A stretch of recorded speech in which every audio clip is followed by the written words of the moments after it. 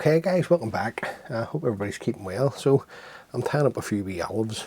I just wanted to show you this wee one. Now the hook in the vise is a Kamasan B170 in size 14, so this is a nice hook to tie a dry on. It's a nice medium wire. The thread that I'm going to use is the uni thread, yellow and olive done. So we're just going to come in the end of the hook, just working the thread down to the point, moving the waist tag, and then just coming back just to basically where we started off. Now the wing, or to give the impression of a wing, this is just some wood pigeon, but you need a right and a left. So just take a nice slip of one. Yeah, this feather's not too good. Fibres there, and no good, take those away. And then a slip from the side, tear it off. Now what I do is is to take the two slips and put them, try and keep this on camera for you, put them back to back, and sort of way you get them, the tips lined up so that they're coming up, they're parting away from each other. So basically the opposite of what you would do in a wet, where you want them coming in. I just want to make sure that they're the same length, and then take the measurement, roughly the length of the shank of the hook. I want the length of my wings, then keeping these on top of the shank of the hook, come around with a pinching loop, just draw down nice and slow, and another. Now, a few fibres might part, that's okay, don't worry about it. Then come in and trim away the waist. And a tapered cut now. Just lift the two wing slips, bring some thread to the front to this point. Now I want to separate them, to keep them separated with thread. So just come in, I'm going to take the wing first on my side, come through with a thread turn, take the wing on your side and come through with a thread turn. So just a wee bit of a figure of 8, and then bring the thread to the back. Now like I say, some of the fibres might want to come away. Don't get too hung up on it, because this basically gets mauled by fish. Now just working the thread down past the point of the hook. The tail, this is Coq De Leon, medium, Pardo. Just bring the fibres out. I'm not counting them out for 3 tails, guys. I just take a pinch of what I think I need. And these, you can see these are beautifully marked fibres. Now, the length of the tail for me, roughly the length of the body. So I'm just offering these onto my side of the hook, and then I'm going to come around with my thread turns. It brings the fibres up on top. Now, have a wee check the length of your tail. Make sure you're happy. Pull it in a wee tiny bit to there.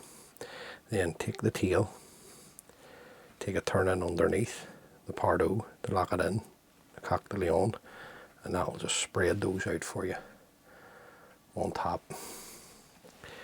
Then we're going to come in and trim away the waist. Now the body is a Stripped Peacock quill, dyed olive. I'm offering this up onto my side of the hook with a couple of turns to show you. So on my side of the hook there, and then just try and keep the thread as level as you can. The fish won't mind, but just try and do your best, keep it as level as you can up to there. Then come round with your quill. Now I want this touching.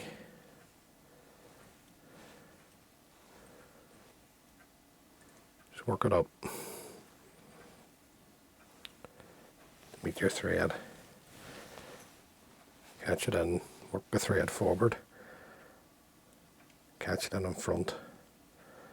I'm going to protect the body with UV resin, but I just always like to make sure that everything's well tied in. More of a habit than anything. Right, at this point, take a very small amount of UV resin. At this point, because this is the weakest part of the fly, not in the wings. This is the light bug ball light I'm using, the light version. Just give it a wee even coat the whole way around, and then just light it all up and make sure it's cured before you continue. Yeah. Dead on. Get a couple of turns in at the back. Now the hackle. This is a Metz Coq saddle, or sorry, a Coq cape. Apologies. I'm looking at a very, very fine hackle at the bottom. Really fine.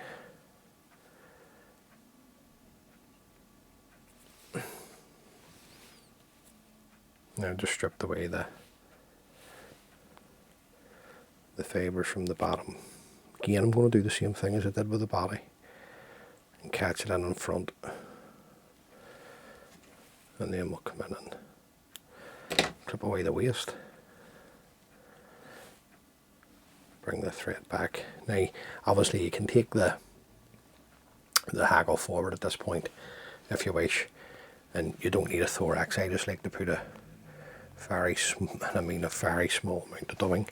This is the super fine dry fly dubbing. Now I've waxed on my thread, so as you can see, you'll usually see me moving it up and down. The thread's been well waxed, so just bring the dubbing to the back, collect the wings and some of the nice super fine dubbing at the front. Then we're in about 3 turns or so at the back of the wings, and then come in, take the wings and a couple of turns, 2 or 3 turns in front. Follow this around with your thread, another turn to lock.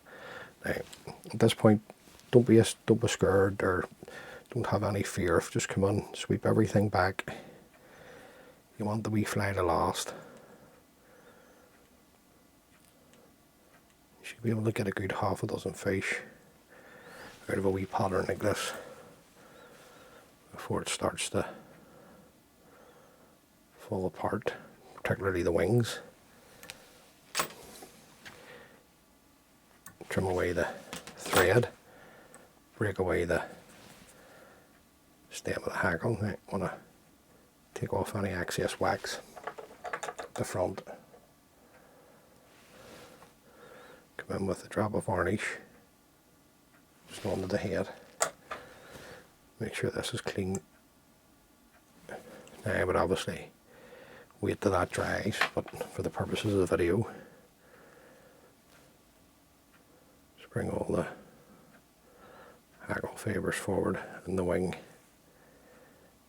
out, because realistically it's that matters. That's the view of the fish. It doesn't matter about this view or there. in my view. In my opinion, sorry, that's the view. Now, if the fish become a wee bit fussy, and just take off the hackle underneath. But there you go, guys. That's just a very, very simple wee olive pattern. This works really well on the river bush. I've never faced it on locks, but I would dare say it would work. But very, very effective wee olive pattern for rivers. As always, guys, thanks for watching. This is the first time watching. Please consider subscribing. It just helps the channel grow. And until the next time, guys, all the best, and stay safe. See you on the next one. Bye.